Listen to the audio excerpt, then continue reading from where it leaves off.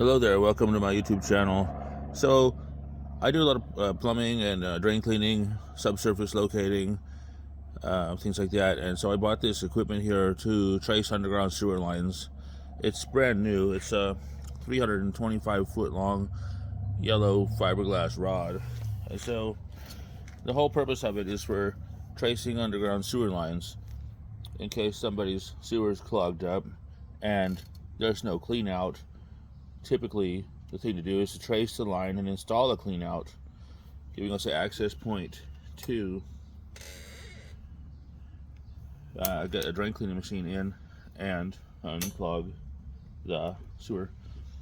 So this tool right here is brand new, and if you look at the end of it, right there, it's just a metal fitting with a little hole in it. So typically stuffing this down a pipe when it hits a bend, that's kind of going to dig in a little bit into the pipe. It's not going to really make the turns all that well. So what I've done, I'm going to do some custom fabrication here to this drain cleaning equipment. This is for subsurface locating. I went to the thrift store because I had a brilliant idea. Brilliant idea. So I went to the thrift store and I found this this little thing that, you know, I don't know what it went to, some kind of a walker or something, some kind of an adapter. I don't even understand how. It doesn't make sense. Looks like it's an extension for a walker. Who knows? It was $2.99, but it has the perfect parts on it that I can fit this tool with some wheels on the end for $2.99.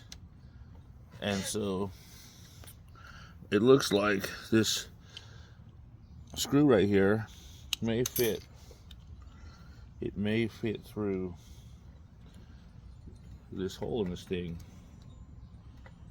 It actually seems like it almost goes through. Not quite. No matter. I've still got some really good parts here to work with.